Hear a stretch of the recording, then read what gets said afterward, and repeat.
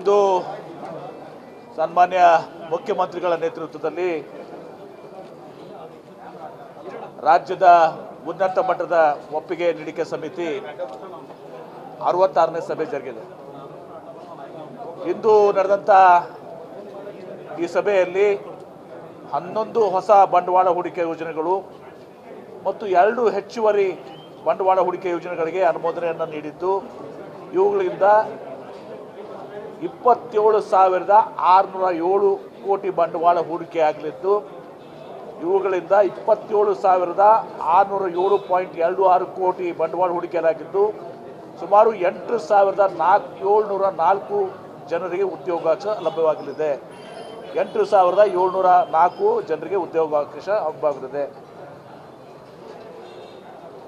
ಆ ಬಂಡವಾಳ ಹೂಡಿಕೆಗಳ ಪ್ರಸ್ತಾವಗಳು ಇವತ್ತು ತೇಜಸ್ ನೆಟ್ವರ್ಕ್ಸ್ 542 ಕೋಟಿ ರೂಪಾಯಿ, ವಾಯು ಅಸೆಟ್ಸ್ ಪ್ರೈವೇಟ್ ಲಿಮಿಟೆಡ್ 1251 ಕೋಟಿ ರೂಪಾಯಿಗಳು, 1912 1912 ಉದ್ಯೋಗಗಳನ್ನು ಸೃಷ್ಟಿ ಮಾಡ್ತದೆ.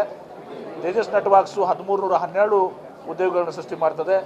JSW ಸ್ಟೀಲ್ ಲಿಮಿಟೆಡ್ ಸಹ 1300 ಕೋಟಿ ರೂಪಾಯಿ ಇನ್ವೆಸ್ಟ್ಮೆಂಟ್ ಮಾಡ್ತಾ ಇದೆ. 271 ಜನರಿಗೆ ಉದ್ಯೋಗಾವಕಾಶ ಸಿಗ್ತಾ ಇದೆ. JSW GFE electrical street private limited ಇದು ಜಪಾನ್ ಜೊತೆ ಕೊಲಾಬ್ರೇಟ್ ಮಾಡಿಕೊಂಡು ಒಂದು ಸ್ಪೆಷಲೈಸ್ಡ್ ಸ್ಟೀಲನ್ನು ಇದು ಮ್ಯಾನುಫ್ಯಾಕ್ಚರಿಂಗ್ ಮಾಡುವಂಥದ್ದು. ಈ ಟ್ರಾನ್ಸ್ಫಾರ್ಮರ್ಸು ಮತ್ತು ಇದೆಲ್ಲದಕ್ಕೂ ಇದಾಗುವಂಥದ್ದು. 7,102 ಕೋಟಿ ರೂಪಾಯಿಗಳನ್ನ 900 ಉದ್ಯೋಗಗಳು ಸೃಷ್ಟಿಯಾಗ್ತಾ ಇದೆ. NFX ಇಂಡಿಯಾ FCG ಕಂಪನಿಯವರು ಸುಮಾರು 9,298 ಕೋಟಿ ರೂಪಾಯಿಗಳನ್ನ 806 ಉದ್ಯೋಗಗಳು ಸೃಷ್ಟಿಯಾಗ್ತದೆ. ಮತ್ತು HSS ಟೆಕ್ಸ್ಟೈಲ್ ಪ್ರೈವೇಟ್ ಲಿಮಿಟೆಡ್ ಶಿವಮೊಗ್ಗದಲ್ಲಿ 740 ಕೋಟಿ ರೂಪಾಯಿ ಇನ್ವೆಸ್ಟ್ಮೆಂಟ್ ಮಾಡ್ತಾ ಇದೆ. 800 ಕೋಟಿ ಉದ್ಯೋಗ ದೊರಕ್ತಾ ಇದೆ. QPAI ಇಂಡಿಯಾ ಪ್ರೈವೇಟ್ ಲಿಮಿಟೆಡ್ 1,136 ಕೋಟಿ ರೂಪಾಯಿ ಇದು ಮಾಡ್ತಾ 200 ಜನರಿಗೆ ಉದ್ಯೋಗ ಸಿಗ್ತಾ ಇದೆ. ಮತ್ತು Schneider electric business India limited 1520 ಕೋಟಿ ರೂಪಾಯಿ ಇವತ್ತು ಸಹ ಇನ್ವೆಸ್ಟ್ಮೆಂಟ್ ಮಾಡ್ತಾ ಇದೆ, ಬಂಡವಾಳ ಹೂಡಿಕೆ ಮಾಡ್ತಾ ಇದೆ. 550 ಜನರಿಗೆ ಉದ್ಯೋಗ ಸಿಗ್ತದೆ. ಟೊಯೋಟಾ ಇಂಡಸ್ಟ್ರೀಸ್ ಇಂಜಿನ್ ಇಂಡಿಯಾ ಇದೊಂದು ಟೊಯೋಟಾದ ಒಂದು ಇಂಜಿನ್ ಮ್ಯಾನುಫ್ಯಾಕ್ಚರಿಂಗನ್ನು ಸಪ್ರೇಟ್ ಯೂನಿಟ್ ಅದನ್ನು 1,330 ಕೋಟಿ ರೂಪಾಯಿ ಇನ್ವೆಸ್ಟ್ಮೆಂಟ್ ಮಾಡ್ತಾ ಇದೆ. 550 ಜನರಿಗೆ ಉದ್ಯೋಗಾವಕಾಶ ಸಿಗ್ತಾ ಇದೆ. ರಿಲಯನ್ಸ್ ಕನ್ಸ್ಯೂಮರ್ಸ್ ಪ್ರಾಡಕ್ಟ್ ಲಿಮಿಟೆಡ್ 1,622 ಕೋಟಿ ರೂಪಾಯಿ ಇವತ್ತು ಇನ್ವೆಸ್ಟ್ಮೆಂಟ್ ಮಾಡ್ತಾ ಇದೆ. 1,200 ಕೋಟಿ ರೂಪಾಯಿ 1,200 ಜನರಿಗೆ ಉದ್ಯೋಗ ಸಿಗ್ತಾ ಇದೆ. ಒಟ್ಟು 27,228 ಕೋಟಿ ರೂಪಾಯಿ ಇನ್ವೆಸ್ಟ್ಮೆಂಟ್ಸ್ ಆಗ್ತಾ ಇದೆ. 8,704 ಜನರಿಗೆ ಉದ್ಯೋಗ ಸಿಗ್ತದೆ. ಹೆಚ್ಚುವರಿ ಬಂಡವಾಳಕ್ಕೆ ಪ್ರಸ್ತಾವನೆಗಳು ಎಂಬಸಿ ಇಂಡಸ್ಟ್ರಿಯಲ್ ಪಾರ್ಕ್ ಇವತ್ತು ಸಹ 80 ಕೋಟಿ ರೂಪಾಯಿ ಎಕ್ಸ್ಪಾನ್ಷನ್ ಮಾಡ್ತಾ ಇದೆ. ಬಾಲಾಜಿ ವೇಫರ್ಸ್ ಲಿಮಿಟೆಡ್ ಕಂಪನಿ ಇವತ್ತು 298 ಕೋಟಿ ರೂಪಾಯಿ ಇವತ್ತು ಸಹ ಹೆಚ್ಚುವರಿಯಾಗಿ ಇನ್ವೆಸ್ಟ್ಮೆಂಟ್ ಮಾಡ್ತಾ ಇದೆ. ಒಟ್ಟು 378 ಕೋಟಿ ರೂಪಾಯಿ. ಮತ್ತು ಹೊಸ ವಿಸ್ತೀರ್ಣ ಘಟಕಗಳು ಇವತ್ತು ಸಹ 11 ವಿಸ್ತೀರ್ಣ ಘಟಕಗಳು ಸುಮಾರು 27,000 ಅದೇ ಹೇಳಿದ್ರಲ್ಲ 728, ಒಟ್ಟು ಎಲ್ಲರೂ ಕೂಡಿ 27,607 ಕೋಟಿ ರೂಪಾಯಿ, 8,704 ಉದ್ಯೋಗ ಸೃಷ್ಟಿ ಆಗ್ತಾಯಿದೆ. ಇದ್ರ ಜೊತೆಗೆ ಇದು ನಂತರ ತಮ್ಮೆಲ್ಲರ ಒಂದು ಆಶಯ ಅವತ್ತೊಂದು ಸಹ ಕರ್ನಾಟಕ ರಾಜ್ಯದ ಏನು ನಾವು ಹಿಂದೆ ಗ್ಲೋಬಲ್ ಯೂನಿವರ್ಸಿಟೀಸ್ ಮೀಟ್ ಮಾಡಿದ್ವಿ. ಗ್ಲೋಬಲ್ ಯೂನಿವರ್ಸಿಟೀಸ್ ಮೀಟ್ ಮಾಡಿದಾಗ ಜಾಗತಿಕ ಬಂಡವಾಳ ಹೂಡಿಕೆದಾರ ಸಮಾವೇಶ ಮಾಡಿದಾಗ 10,27,000 ಕೋಟಿ ರೂಪಾಯಿಯಷ್ಟು ನಮಗೆ ಇನ್ವೆಸ್ಟ್ಮೆಂಟ್ ಕಮಿಟ್ಮೆಂಟ್ ಆಗಿತ್ತು. ಇದರಲ್ಲಿ ಈಗಾಗಲೇ ಸುಮಾರು ನಮ್ಮ 49% ಇವತ್ತು ಸಹ ಕಮಿಟೆಡ್ ಇನ್ವೆಸ್ಟ್ಮೆಂಟ್ಸ್ ಆಗಾಗಲೇ ಆಗಿದ್ದಾವೆ. ಅದರಲ್ಲಿ 62% ಇವತ್ತು ಸಹ ಮ್ಯಾನುಫ್ಯಾಕ್ಚರಿಂಗ್ ಇನ್ವೆಸ್ಟ್ಮೆಂಟ್ಸ್ ಇದ್ದಾವೆ. 31% ಇವತ್ತು ರಿನ್ಯೂವೇಬಲ್ ಎನರ್ಜೀಸ್ ಇದೆ. 19% ಇನ್ಫ್ರಾಸ್ಟ್ರಕ್ಚರ್ ಪ್ರೊಡಕ್ಟ್ಸ್ ಇದೆ. ಈ ಎಲ್ಲವನ್ನು ಕೂಡ ನಾನು ನಿಮಗೆ ಶೇರ್ ಮಾಡ್ತೀನಿ. ಮತ್ತು ಪ್ರಮುಖವಾಗಿ ಇವತ್ತು ನಾವು ಈಸ್ ಆಫ್ ಡೂಯಿಂಗ್ ಬಿಸ್ನೆಸ್ ಅಂದರೆ ವ್ಯಾಪಾರ ಸರಳೀಕರಣ ಏನು ಮಾಡ್ತೀವಿ ಈಗ ಭಾಳ ಮಹತ್ವದಾಗಿದೆ. ಯಾಕಂದರೆ ಇವತ್ತು ಭಾಳ ಒಂದು ಸ್ಪರ್ಧಾತ್ಮಕ ಯುಗದಲ್ಲಿ ನಾವಿದ್ದೀವಿ, ಕಾಂಪಿಟೇಟಿವ್ ಇದರಲ್ಲಿದ್ದೀವಿ. ಇವತ್ತು ಗುಜರಾತ್, ಮಹಾರಾಷ್ಟ್ರ, ಕರ್ನಾಟಕ, ತೆಲಂಗಾಣ, ಆಂಧ್ರ ಪ್ರದೇಶ್, ಒರಿಸ್ಸಾ ಮತ್ತು UP ಅದಲ್ಲದೆ ಆಮೇಲೆ ಇನ್ನುಳಿದ ರಾಜ್ಯಗಳು ಕೂಡ ಇವತ್ತು ಸಹ ಭಾಳಷ್ಟು ಕಾಂಪಿಟೇಟಿವ್ ಆಗಿ ಇದು ಮಾಡ್ತಾಯಿದ್ದಾರೆ. ನಮ್ಮಲ್ಲಿ ಭಾಳಷ್ಟು ನಾವೇನು ಜಾಗತಿಕ ಬಂಡವಾಳ ಹೂಡಿಕೆದಾರ ಸಮಾವೇಶದಲ್ಲಿ ಗ್ಲೋಬಲ್ ಇನ್ವೆಸ್ಟರ್ಸ್ ಮೀಟ್ನಲ್ಲಿ ನಾವು ಒಂದು ಸಿಂಗಲ್ ವಿಂಡೋ ಪೋರ್ಟಲನ್ನು ಬಿಡುಗಡೆ ಮಾಡಿದ್ದೀವಿ. ಅದು ಈಗಾಗಲೇ ನಾವು 115 ಡಿಪಾರ್ಟ್ಮೆಂಟ್ಸ್ಗೆ ಕೋಆರ್ಡಿನೇಟ್ ಮಾಡಿದ್ದೀವಿ. ಇನ್ನೂ 27 ಡಿಪಾರ್ಟ್ಮೆಂಟ್ಗೆ ನಾವು ಇದು ಮಾಡೋದಿದೆ. ಅನೇಕ ಸಮಸ್ಯೆಗಳು ಇವತ್ತು ಕಡೆ ವಿಳಂಬ ಆಗ್ತಾ ಇದೆ. ಯಾಕಂದರೆ ಬಂಡವಾಳ ಹೂಡಿಕೆದಾರ ಮಾಡೋರಿಗೆ ಟೈಮ್ ಈಸ್ ಮನಿ ಅವರಿಗೆ. ಹೀಗಾಗಿ ಅವರು ಫಾಸ್ಟರ್ ಕ್ಲಿಯರೆನ್ಸಸ್ ಕೇಳ್ತಾರೆ. ನಾವು ಇವತ್ತು ಒಂದು ಪ್ರೆಸೆಂಟೇಷನನ್ನು ಮಾಡಿದ್ದೀವಿ. ಬೇರೆ ಬೇರೆ ರಾಜ್ಯಗಳಲ್ಲಿ ಎಷ್ಟೆಷ್ಟು ದಿವಸದಲ್ಲಿ ಇವತ್ತೊಂದು ದಿವಸ ಫಾರೆಸ್ಟ್ ಕ್ಲಿಯರೆನ್ಸ್ ಆಗ್ತದೆ, ಪೊಲ್ಯೂಷನ್ ಕಂಟ್ರೋಲ್ ಬೋರ್ಡ್ಸ್ ಇರ್ತದೆ, ಫೈರ್ ಕ್ಲಿಯರೆನ್ಸ್ ಆಗ್ತದೆ, ಪರ್ಮಿಷನ್ಸ್ ಇದು ಆಗ್ತವೆ. ವೇರಿಯಸ್ ಡಿಪಾರ್ಟ್ಮೆಂಟ್ ಅಕ್ರಾಸ್ ಎಲ್ಲನೂ ಮಿನಿಸ್ಟರ್ಸು ಕೂಡ ಇವತ್ತೊಂದು ದಿವಸ ಇದ್ದರು, ಸಂಬಂಧಿಸಿದ ಅಧಿಕಾರಿಗಳು ಕೂಡ ಇದ್ದರು. ಹೀಗಾಗಿ ಮಾಡಿ ಇವತ್ತೊಂದು ದಿವಸ ನಮ್ಮ ರಾಜ್ಯದಲ್ಲಿ ಕೂಡ ಉಳಿದಂಥ ರಾಜ್ಯಗಳಿಗೆ ಕಂಪೇರ್ ಮಾಡಿದಾಗ ನಾವು ಎಲ್ಲಿದ್ದೀವಿ ಅದೇ ರೀತಿ ಇವತ್ತೊಂದು ದಿವಸ ಅದಕ್ಕಿಂತ ಬೆಟರಾಗಿ ಇವತ್ತೊಂದು ದಿವಸ ನಾವು ಕಾಂಪಿಟೇಟಿವ್ಸ್ ಬರಬೇಕು. Ease of doing business for ಕ್ಲಿಯರೆನ್ಸಸ್ಗೆ ಮಾಡುವಂಥದ್ದು, ಡೀಮ್ಡ್ ಪ್ರಾವಿಷನ್ ಕೂಡ ಆ ಟೈಮ್ ಲಿಮಿಟ್ ಮುಗಿದ ಮೇಲೆ ಡೀಮ್ಡ್ ಪ್ರಾವಿಷನ್ ಕೂಡ ಇವತ್ತು ಮಾಡುವಂಥದ್ದು, ಇದೆಲ್ಲವೂ ಕೂಡ ಚರ್ಚೆ ಆಗಿದೆ.